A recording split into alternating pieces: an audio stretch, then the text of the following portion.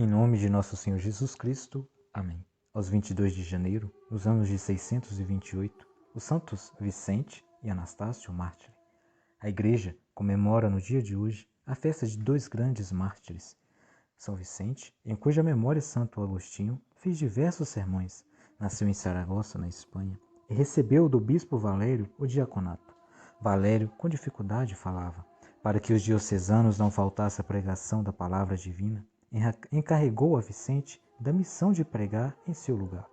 O jovem diácono desempenhou-se com tanta proficiência deste cargo que a diocese de Saragossa se distinguiu pelo espírito de piedade. Quando Diocleciano principiou a perseguição, apareceu na Espanha seu emissário Daciano, com ordem de exterminar a Igreja Católica naquele país.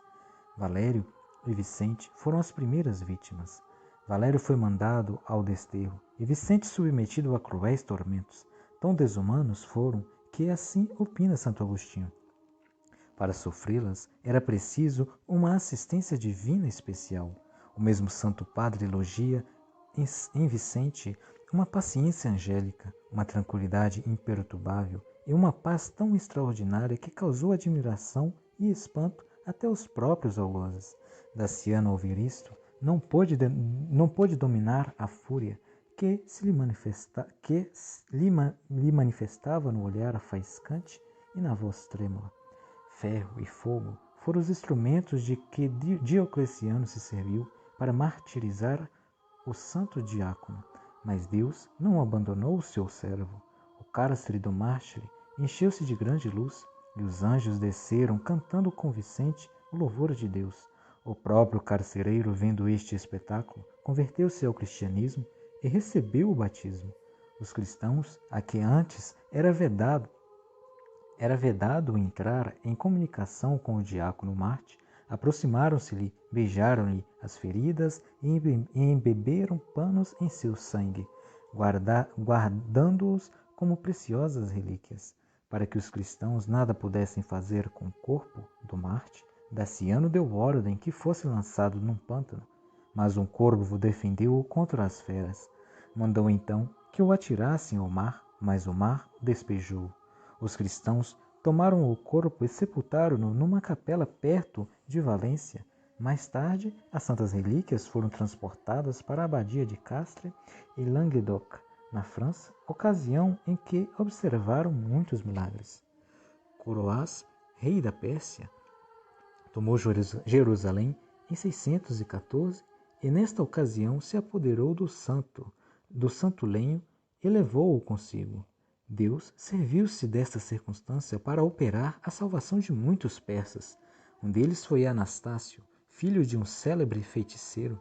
A Santa Cruz, de que tanto se falava, excitou-lhe também a curiosidade e o desejo de vê-la. Sem ter a intenção de abraçar a religião de Cristo, nela se instruiu e a admiração crescia-lhe à medida que se aprofundava dos santos mistérios. Depois de algum tempo, se dirigiu a Hierápolis, hospedando-se em casa de um artista cristão. Esse, no intuito de fazê-lo conhecer a fundo a religião cristã, convidou-o para assistir a diversas reuniões cristãs. As santas imagens, as representações dos santos mártires tocaram-lhe o coração bem ao vivo e despertaram-lhe o desejo de, como eles, um dia poder sacrificar a vida em testemunho da fé que estava prestes a abraçar. Após longa preparação, recebeu o santo batismo e entrou para um convento em Jerusalém. Tinha um zelo tão vivo e ardente que em pouco tempo, entre os irmãos, era o primeiro em virtude e santidade. Tinha por leitura predileta, além da Bíblia, a história dos mártires. As lutas e vitórias, os triunfos dos heróis comoviam-no até as lágrimas e cada vez mais pronunciado se lhe tomava o desejo de morrer pela fé, o que fez com que saísse do convento e se dirigisse a Cesareia, na Palestina. Vendo entre os soldados alguns que cometiam atos vergonhosos, censurou energicamente. Este vigor chamou a atenção do governador, que suspeitava de Anastácio um espião, e mandou-o prender.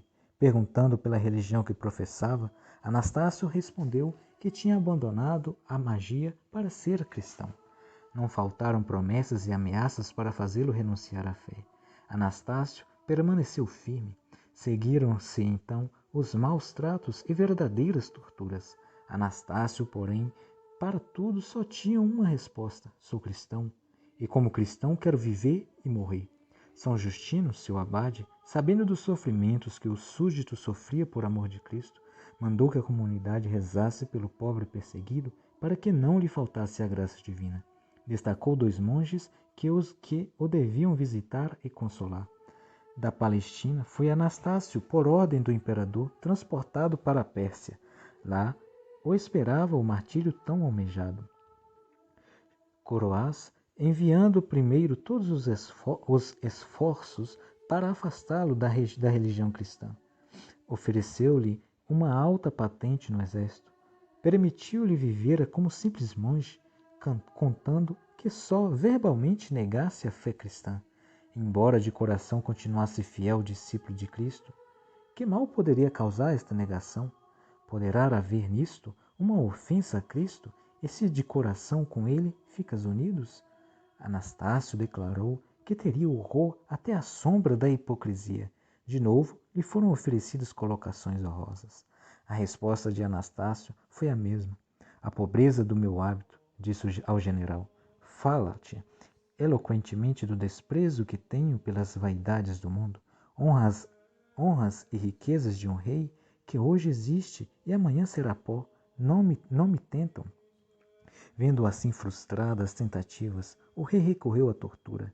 Cada dia era aplicado um novo tormento, experimentada nova provação. Anastácio, porém, preferiu sofrer a negar a fé.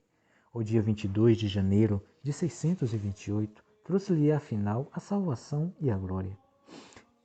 Esgotada a paciência e crueldade do rei, deu o mesmo ordem de enforcar e decapitar o santo Marte. Pouco antes da morte, Anastácio tinha predito a morte do tirano Choroas. Esta profecia realizou-se 10 dias depois, quando o imperador Heráclito invadiu e conquistou a Pérsia. O corpo do santo, que tinha sido atirado aos cães, foi por este respeitado. Os fiéis resgataram-no e deram-lhe sepultura no convento de São Sérgio. As relíquias foram mais tarde transportadas para Constantinopla e de lá para Roma. Santo Anastácio é padroeiro dos Aurives, porque gozava de hospitalidade de um Aurives, por eles instruído na religião. É invocado também em grandes tentações e em casos de possessão diabólica, porque, pela aplicação das suas relíquias a um médico persa possesso, este ficou livre da possessão. Reflexões. Primeiro, repara bem na resposta que Santo Anastácio deu ao oficial que procurava fazê-lo apostatar.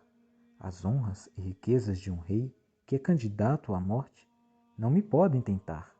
E a quem devo temer mais, a um homem mortal ou a Deus, por quem foram criadas todas as coisas? Nem todos pensam como Santo Anastácio. Muitos dão às coisas do mundo preferências incondicional, podendo escolher entre riquezas, honras e prazeres e uma vida só de Deus, sem a menor dúvida, e se decidem em favor daqueles. Se o demônio prometesse grandes reinos, muitos lhe prestariam homenagens divinas. Muitos cometem grandes pecados por causa de uma moeda, que não fariam se pudessem por um pecado ganhar um reino. Santo Tomás de Vilanova. Quantas vezes não preferistes a Deus e a sua causa bens miseráveis deste mundo? Cada transigência que fazes à tentação é um desprezo a Deus, nosso Senhor.